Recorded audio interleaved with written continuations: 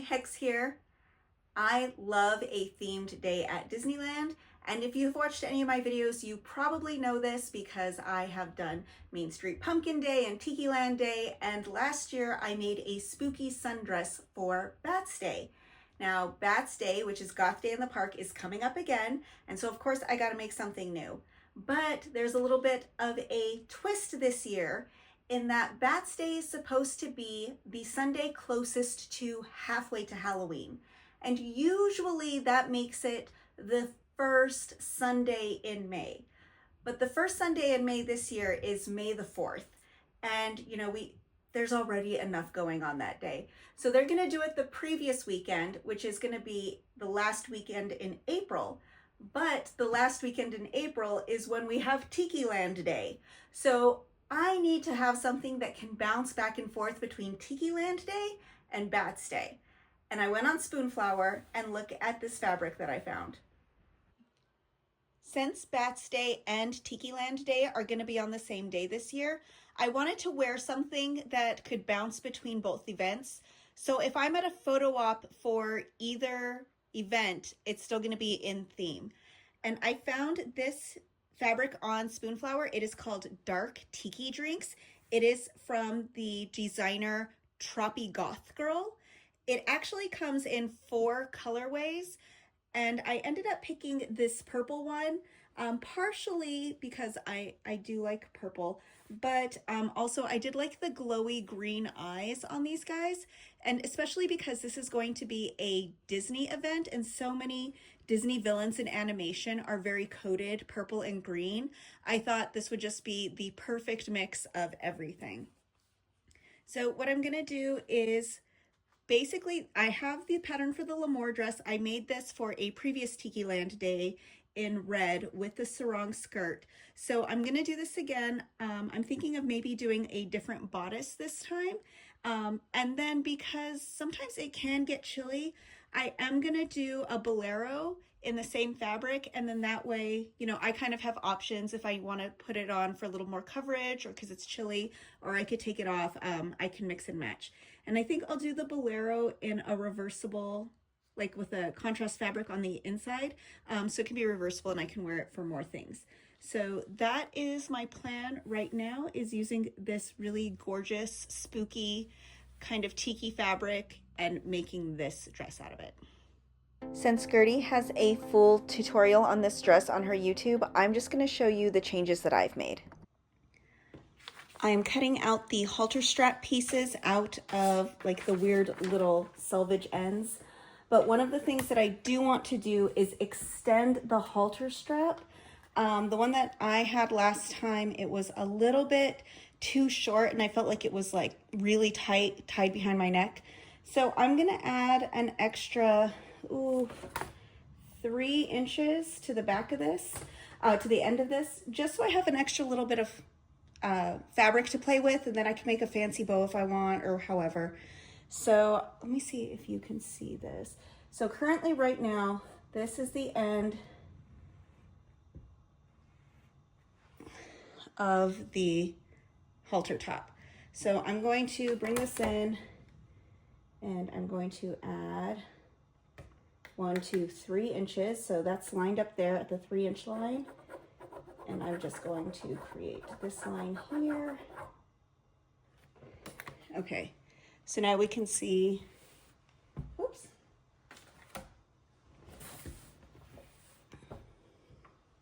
Where I am and where I want to go. And I'm just gonna come through, because this is just the end part. It doesn't need to have any kind of curve or anything, and just extend it.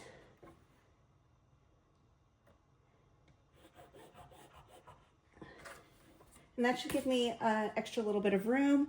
And then the other thing that I'm going to do is just cut this out and use this fabric piece as the template that I'm going to cut the other 3 pieces of this out on.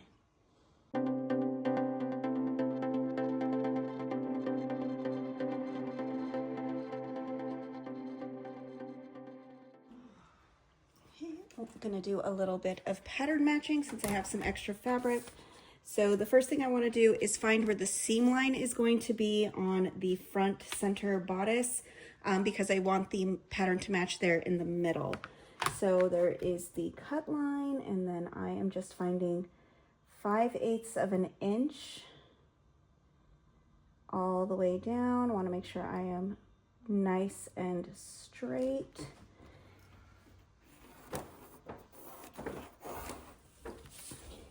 Okay, so there's the seam line for the center front. So what I want to do is when I cut out the fabric is make sure that the center of my design is going to be right here on this line. I folded back my pattern piece on the seam line, and I have decided to use this skull as the center motif of my dress.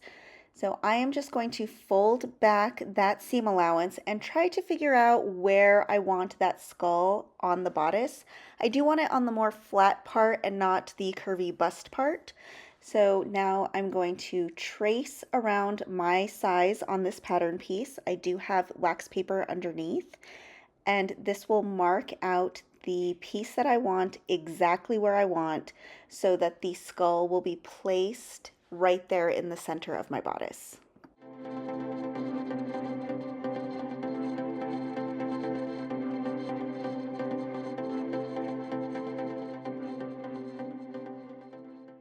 Now that my pattern piece is marked, I can go ahead and cut it out. I've cut out the pattern piece and I have lightly ironed it down at 5/8 of an inch, which is going to be my seam allowance. And now I'm just going to look for another version of that skull motif and get it lined up as precisely as possible. Do not rush this step. This is where you want to be as careful and precise as possible, because the more closely aligned you get it now, the easier it will be when you're sewing it, and the more seamless it will look on the finished garment.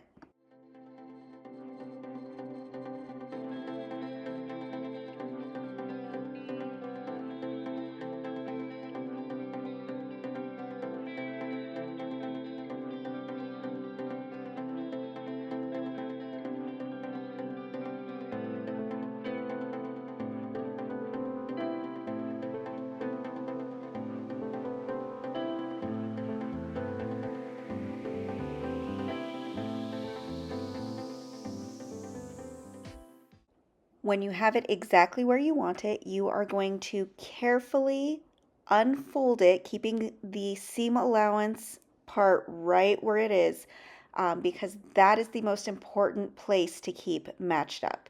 So you're just going to make sure everything is nice and flat and smooth, right where you want your seam allowance to be.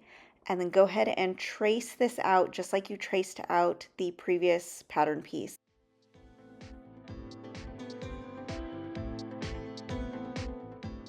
And don't forget to transfer any marks, notches, etc.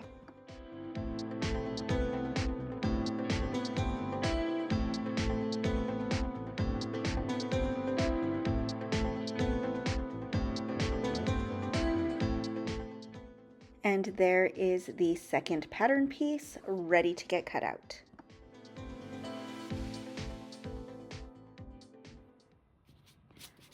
So this is what it looks like, the two pieces. And then, so when they're sewn together, just we'll match them up and it will create one seamless image. That one's a little wonky, but when I sew it, I might need to do a lot of pinning just to make sure that the image stays very, very straight, but that is essentially, oops, what it will look like. So I'm just going to pin a couple of places where I want it to be exactly the same. So here at the pleats, and then right here, here's a line, so I know that's something I want. And then I'm just going to kind of roll and adjust the fabric until it's a perfect pattern match. And then that way I can just do, whoop, a little iron to keep it flat. And now I know when I go to sew it, I'm just gonna sew right down that ironed seam. And that way I have a perfect guide to creating this pattern match in my sewing machine. But like, look how beautiful that's going to be. So I don't know if you can see, but I used some chalk down my iron line so I knew exactly where to sew.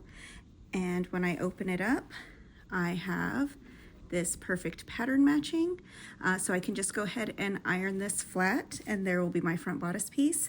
And a fun little thing that I like when you do really good on your pattern matching is that even your seam allowances will have the matched pattern. So I think that's kind of fun, and I'm ready for the next step.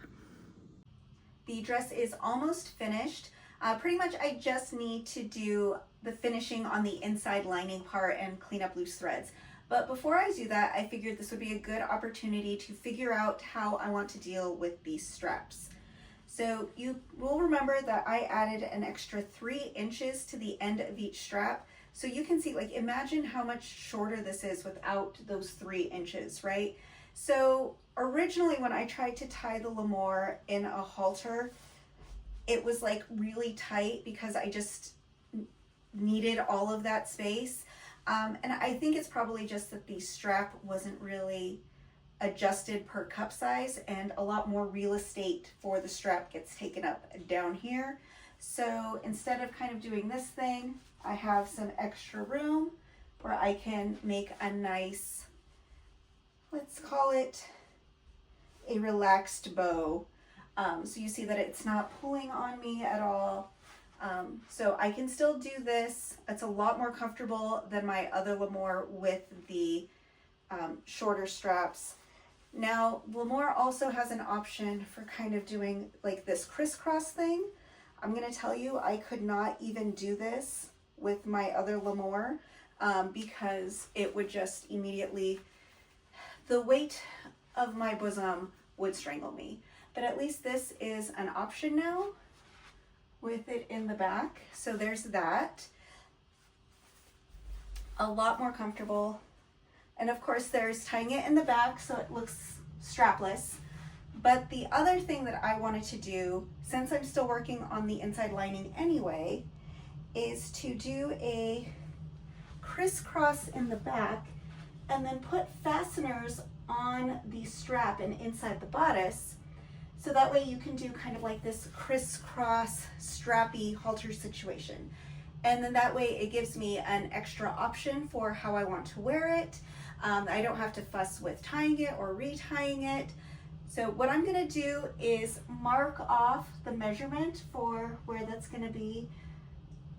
And then I'm gonna see if I can get a button or a hook or what works better on this. So that way I can just kind of clip it together, pull this over my head, and then I don't have to worry about tying it the rest of the day. So it gives me an extra option, and right now I'm gonna go figure that out. I had my mom help me measure the straps. So if they're about there and there, that's about where I want them. So what I'm going to do is I have these sew-in hook and eye closures, and these are just out of my stash, but I did like these because you see like the hook part is actually kind of flat. And then what I'm going to do is just on the inside of here, oops, I'm going to sew the bar, and then I will sew, oh, actually the bar is going to go on this side. So I'm going to sew the bar, and then on the inside, I will sew this, so that way the bar just kind of hooks into it. So that is what I'm going to do now. So I'm going to start off just sewing down the bar. Now I don't want to go straight down because it's going to be a crisscross, right? So this is the angle it's going to be at. So I want to keep that angle, go down about a ½ inch. For me, that's about my fingernail. So I'll probably just measure it, but it'll go down about there. And I'm going to sew that on each side. Okay, So I am doing 5/8 of an inch. I am finding this, going straight. Okay. So then that is going to go, I want the bar part to be 5/8 of an inch down. So it'll be right there. I'm gonna just start off right there on the inside. And I really just want to do a few stitches through each loop to tack it down.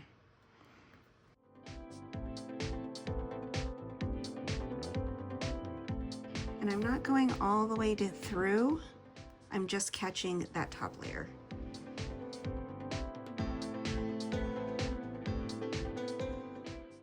Okay, and now that I have that side done, I'm actually going to take the needle and slide it kind of through so it comes out on this side. Oh my gosh. Good job, Agrippina. Good job. There we go. And I'm just going to double check that my angle is how I want my angle to be.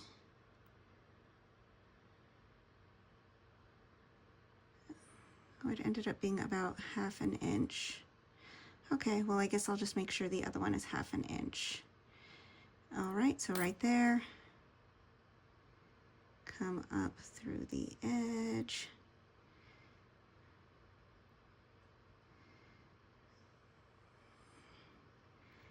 And then I'm just going to continue tacking that down. So now that I have that completely tacked down, I'm actually going to take the little hook part and I'm going to hook it in. Oops. I'm going to take the hook part, hook it in. And this one has a nice kind of little locking feature in it so it doesn't just slide out. So that's really nice. I'm going to open this up, and I had measured this so that this was right here centered on the seam line.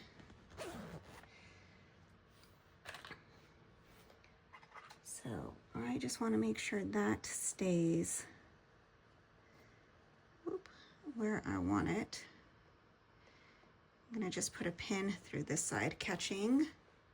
So see, that's caught. Okay, so now I know exactly where this needs to get sewn down. So there's the little hook in there. I'm going to go ahead and put in a couple little tacking stitches to establish the placement. Oop, I don't want to go through the bar. So just a couple of little tacking stitches to establish the placement, and then I'll go back in with some reinforcing stitches. I'm going to flip it through that layer, making sure it only goes through the lining layer.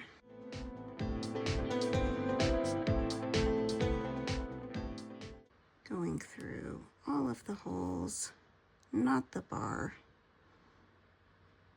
Whoops. Okay, fine. This one wants to go down.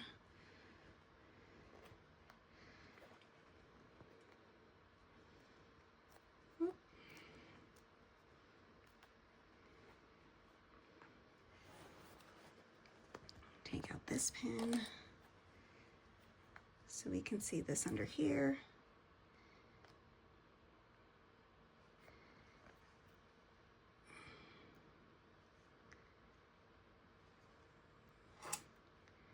And there we go. So that's going to establish where everything needs to go. And now that it won't shift around, I can go ahead and do those reinforcement stitches. And then that also means that I can take out the bar, and that's exactly where it needs to be, and I can go ahead and sew that in. So there are my crisscross straps in the back, and they are completely removable in case I want to do it as a halter style. And then on the inside, you can see there are the little hooks that keep it in place. And so, you know, I could probably even do like one strap at a time, mix and match, but you'll see that this is at kind of an angle. And then this is straight, and so that way, that's what gives it that nice crisscross shape. So that is all done, and I think that is the last step on this dress. Since I've decided to do a fully reversible bolero, I have cut out one full set of the pattern pieces with my purple tiki fabric and another set in black. So I basically just make two versions of the bolero and then sew them together. I'm doing the bolero collar right now. And so I have my interfaced pattern fabric and then I have my solid fabric. Now normally this would be, you know, the outside and this would be the inside lining. And so this would be the time when I would do understitching to keep the lining from poking around on the front when I flipped it right side out. But because I do want this to be a fully reversible bolero, instead of doing understitching right here like I normally would, I am going to wait and then just do top stitching all the way around. I'm going to give that a nice, beautiful iron. But yeah, so instead of doing the understitching, which would kind of keep the black like a little bit rolled under, I'm going to keep it as flat as possible and then do top stitching, which kind of keeps them both in the same place. And then that way it will be reversible and it won't be like one side is, it shouldn't look like you're wearing it inside out, basically. It should look like, yes, this is also an option for wearing this and not, I just don't know how to get dressed in the mornings. Here is the bolero with the lining. The collar is sandwiched in there and I just have pins going all the way around. The sleeves right now are just being left alone, flopping. But I have matched up all of the different seams. And then right here, you see there are the darts. And so what I'm going to do is I'm just going to go about an inch from this dart. And then I'm going to go about an inch from that dart. And that's the part I'm going to leave open. Because remember, I'm just going to top stitch all this. So it's not a big deal if I have a big space to top stitch. So I'm going to just go all the way around to there. And then I'm going to flip it right side out. Okay. So I've sewn it all the way around and then I clipped out the curves. So here's all my little extra triangle pieces on the most curvy part. And I'm going to go to that space that I opened and just flip this whole thing right side out.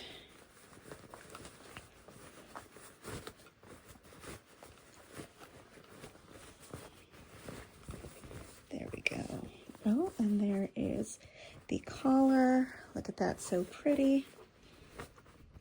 And you can see I already have top stitched the collar. I decided to just go black because on this side it's just totally black. And I do have black on the purple side, so it's not like completely out of place. So there's that. I'm just gonna go all the way around. Mostly this is gonna need just a really good press with the iron to make sure all of these little pieces lay flat. But yeah, see how it's like rolly and balloony and blah. Normally you would have understitched this and that is the thing that would have kept it flat. But I'm going to iron this really well and then I'm going to top stitch it all the way around and that'll give it that nice crisp edge like how this collar has. And then, here are my sleeves. So the sleeves normally, because you wouldn't want any of those stitches showing, is you would, you know, fold back, iron down the seam allowance, pin it, and then you would do a really pretty like slip stitch. But because I'm going top stitch crazy, that's going to save me a lot of time. I'm just going to iron these back to their 5/8 inch seam allowance, pin them together, and then I'm going to top stitch them along with everything else. So the next step is to take this thing to the ironing board. So I have done my top stitching, see, nice and neat all along the front and the inside. And now it is time to do the sleeves. And what I have done, just so you can see, is I have ironed them in. I did a 1/2 inch instead of 5/8. It's fine. It's whatever you want. It's your clothes. So I ironed them down to the same seam allowance, and then I'm just making sure everything is super lined up, pinning it down, and then I'm going to just top stitch that in the same manner as this with just what, like an 1/8 of an inch seam allowance, and that'll go all the way around, and that'll save me a bunch of hand sewing, and it will look the same as the rest of the bolero. And there is the bolero all complete. I do like that I did it as a reversible kind of jacket. One, because I have 2 separate looks now, but then also because I got to do top stitching instead of under stitching, and it saved me a lot of time. I actually kind of like how that looks with a little bit peeking out. Ooh. So there's that. So I am all ready, and I have options for backstay if I want to flip back and forth. But there we go, all set. I know you're curious to see what's inside. It's what happens when 2 holidays collide. This might be one of my favorite things that I have ever made. As you can see, I did the crossback straps today, and I just think it turned out so well. I spent the day seeking out other troppy goth people, and it was so much fun. There were a bunch of photo meetups all throughout the day, and while I missed the TikiLand Day one, I was front and center for the Bats Day group photo. It was a little chilly that day, so I'm glad that I had the bolero, but that did not stop me from having a great time. This was such a fun challenge to mix these 2 themes, and I kind of want to do it again. Thanks for watching.